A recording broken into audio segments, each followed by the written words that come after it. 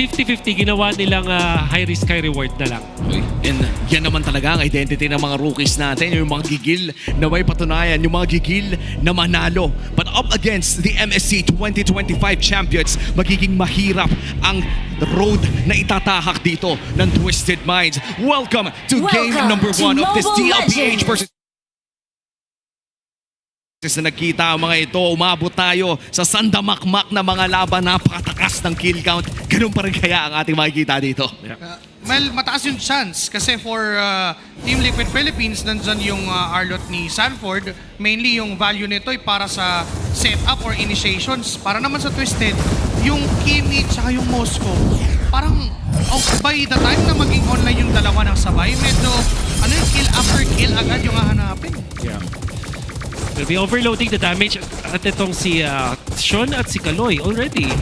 Checking kung saan yung movements dito ni Cartesi. Meron bantayan ni Daddy JP. Hindi masyadong nag-overcommit. Sanji, interestingly, dumalaw lang dun sa may bottom lane.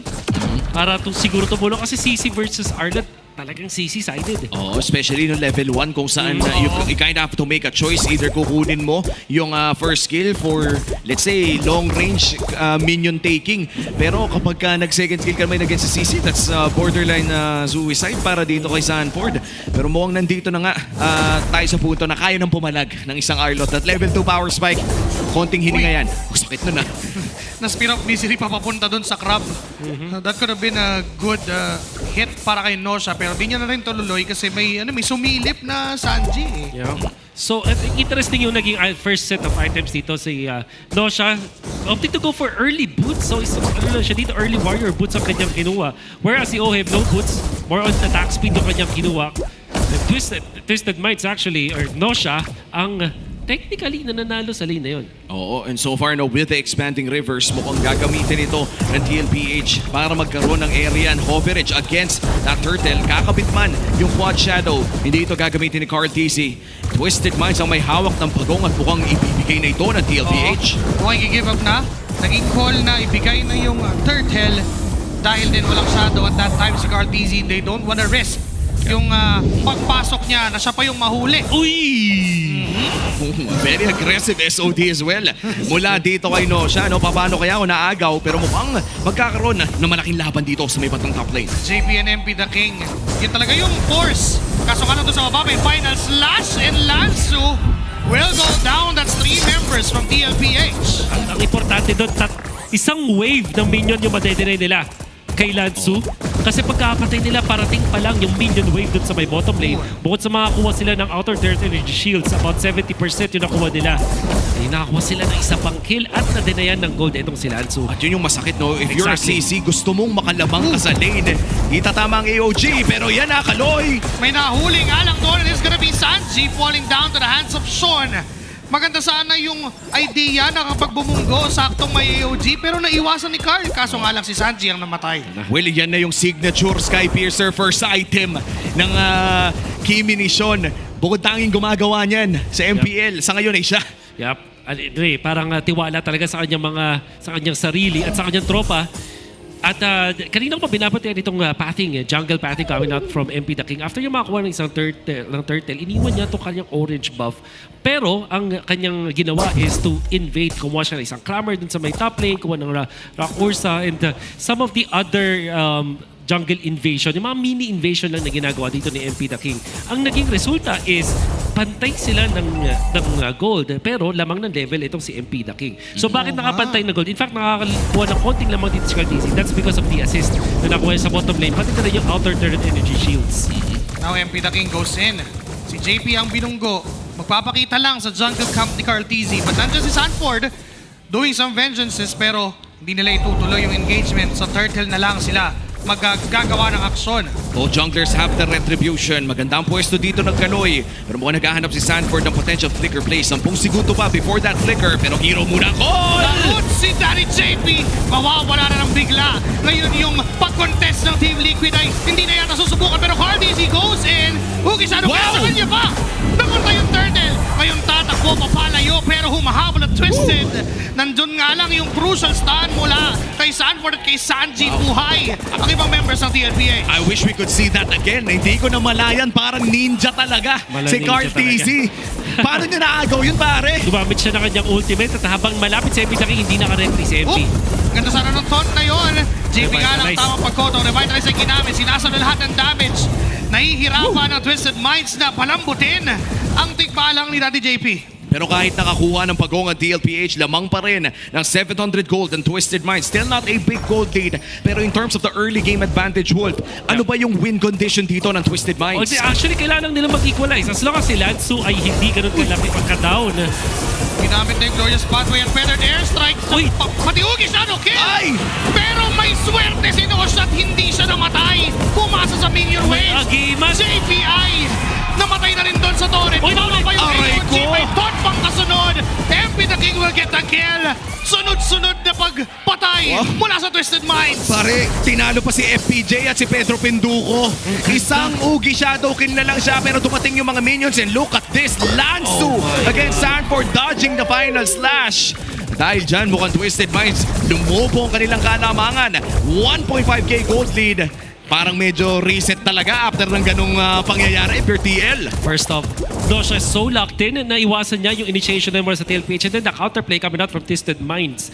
So counteracting to si Cartezy. Cartezy, high IQ yung ginawa niya doon ha. Gumamit siya ng ultimate papunta sa creeps. Akala niya din matataya yung para makonect the dots para eventually maabot niya doon si Dosha. Wala kasi siyang shadow, quad shadow. Fortunately, may agimat itong si Nosha at hindi tinamaan nun. And then, that ultimate mula kay Kaloy nasa tulong-dulo ng AOG para tumama kay Carl. And the damage was there. But still, Sean Sakimi, so far, perfecto na Grabe. naman ang laro. Naka-blood wings na rin siya. Ngayon, for that added sustainability, Turtle ay sinasayaw ng dalawang teams. Cartezy ang humawak. MP Daking ay gumulong. Kaso Sanford ay pinigilan si Kaloy. OG kasabay ng curtain call. Ngayon si OF ang tutumba. Kapalit ng wala for Twisted. JP ang isinunod. 2 for none. May Turtle pa. Nakukunin ng Twisted. At sila ang makakalaban. But Cartezy sumashadow in. Babalik. And still the GOAT will get the objective.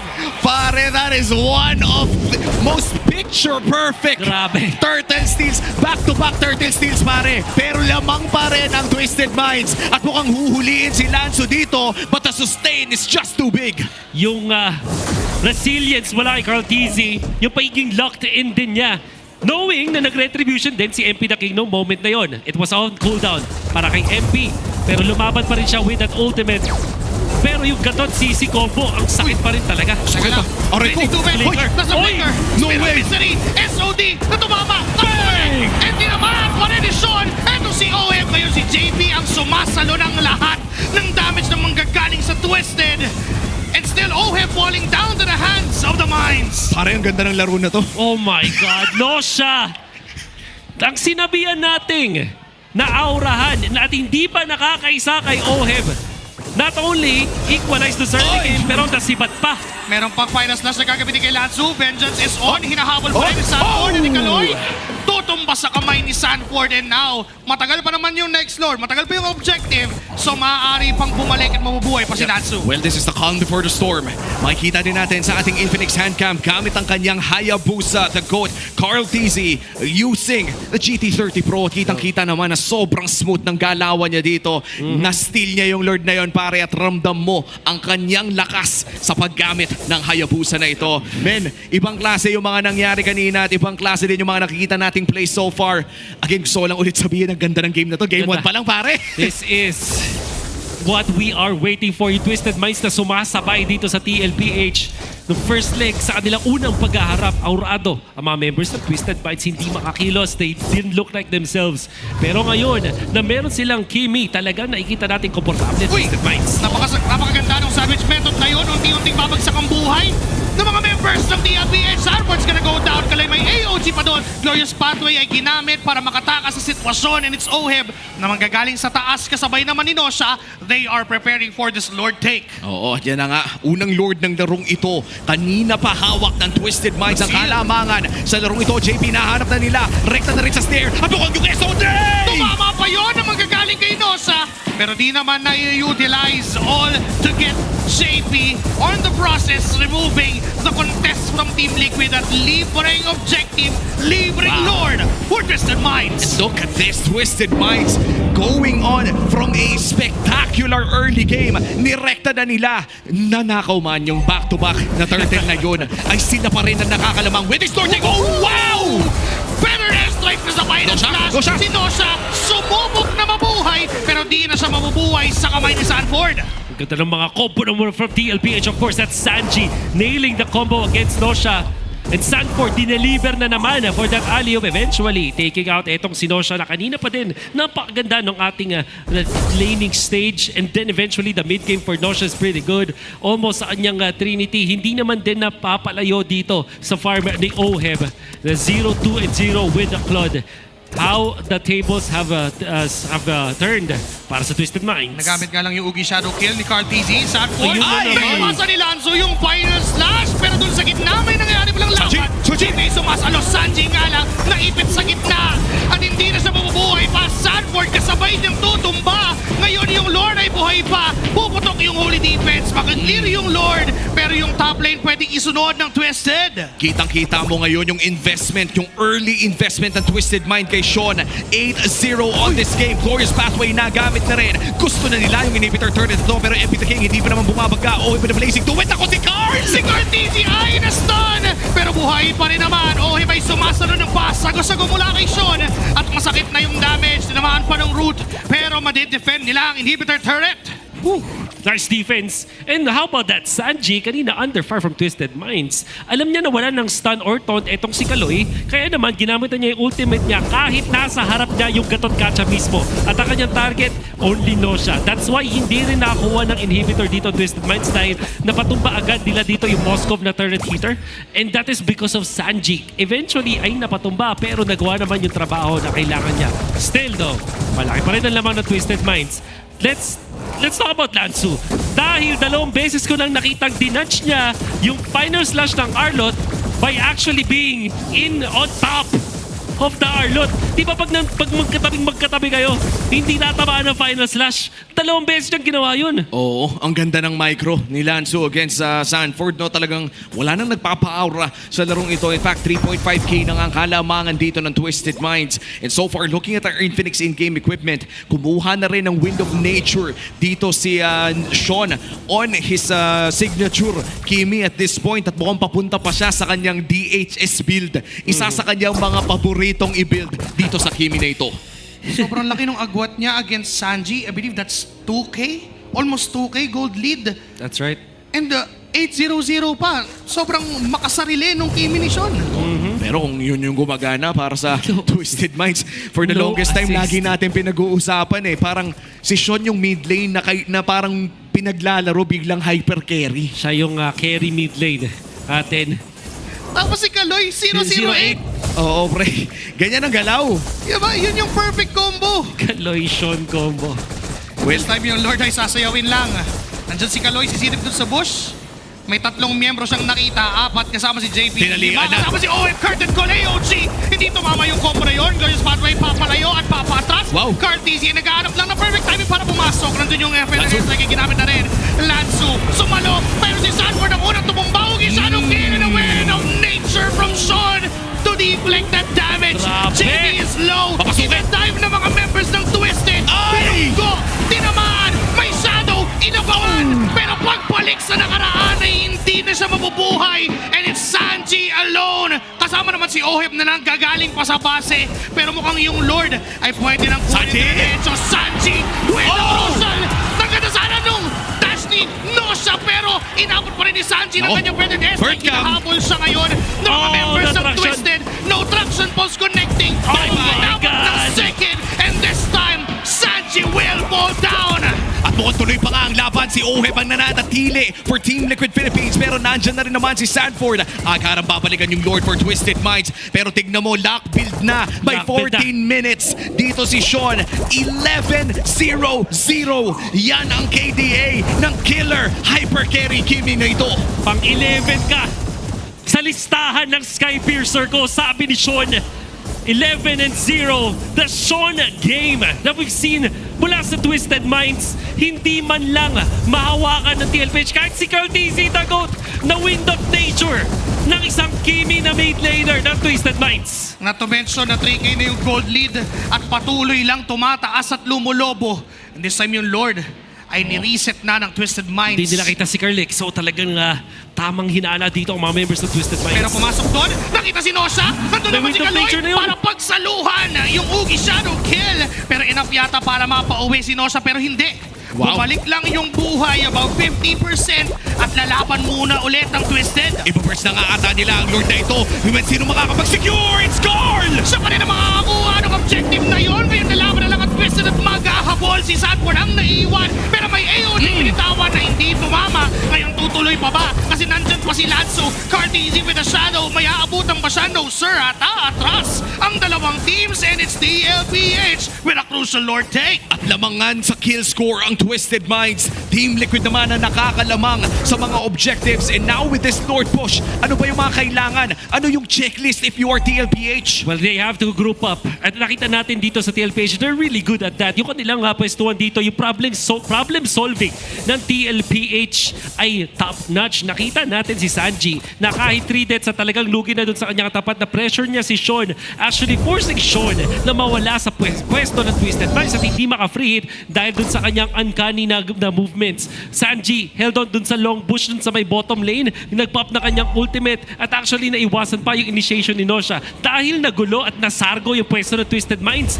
na hindi nakapag-lordan sa Twisted at nakahanap pa ang TLPH na magandang retrip. And now Twisted Minds on the defense. Yung Lord ay nangangalahati yung buhay dito sa may bandang ibaba. May flicker dito si Sanford. Pwedeng manggulat. Nandiyan ang angulo. Nagamit na ang Feather Airstrike. Pero matutunan muna yung Lord. Oh my Si Sanji ang hinanap nila. Pero mukhang makakatakas naman. Ang Team Liquid Philippines tuloy ang kanilang push. May minion waves pa sa taas at gitna. Mag-ready ngayon ang TLPH for another round. At doon sa gitna yata magiging target, Oheb ang nagpapakita.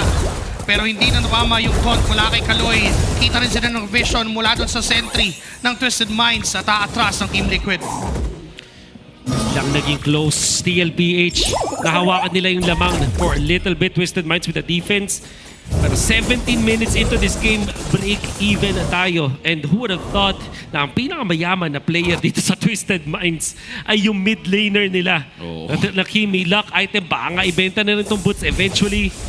As siya na ang mataas ang DPS dito para sa Twisted Minds. To be fair, TLPH, yung kaninang problema nila na curtain call and avatar of the guarded combo, yung CC gatot na sinasabi natin deadly, naiiwasan nila pa ulit-ulit.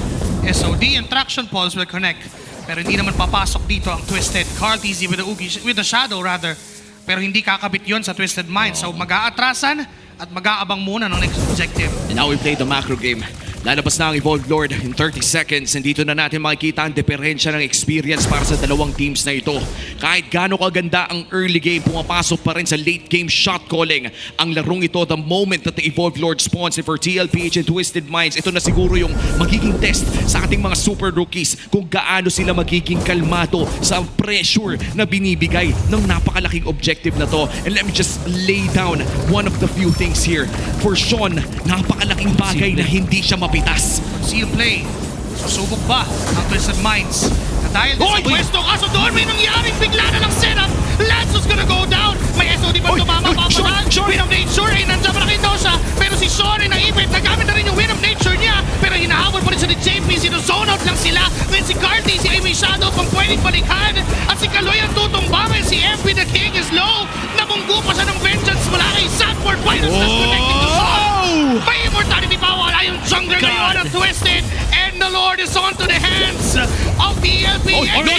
Here is Nosha ng play. Pumasok ulit. Nandiyan yung mga sibat. Toto pa si JP. Toto pa si OM. Immortality pop. Ngayon tuloy pa rin. And a double kill for Nosha. Nandiyan pa si Carl TZ. Subukang kuhain yung Lord. Hindi ko connect na yung mga shadow. Nabalikan niya si Nosha. Medyo masakit yung damage. At tinatamaan lang si Carl. May Ugi shadow kill na nga na binitawan. Dalawang marksman yung kalaban. Si Carl TZ pa rin. Kaya pa rin yung Lord. Pero wipeout ito for the side of Twisted Minds. 10 segundo para dito kay Sanford. May waves dito sa may bandang gitna. 15 seconds para kay JP and Sanji. It's the Apex Predator kontra sa 5 ng Twisted Minds. Dalawang marksman to. Kakayanin ba dahil tatlo yung kalaban niya. May final stars na ginamit, Traction Pulse pa. Lobo na Sanji rin buhay! at babagsak na ngayon. Buhay na si Sanji, buhay na si JP, buhay pa rin ang Cavalry! The final slash to save it for TLPH at ngayon magagamit pa nila ang kanilang Evolved Lord.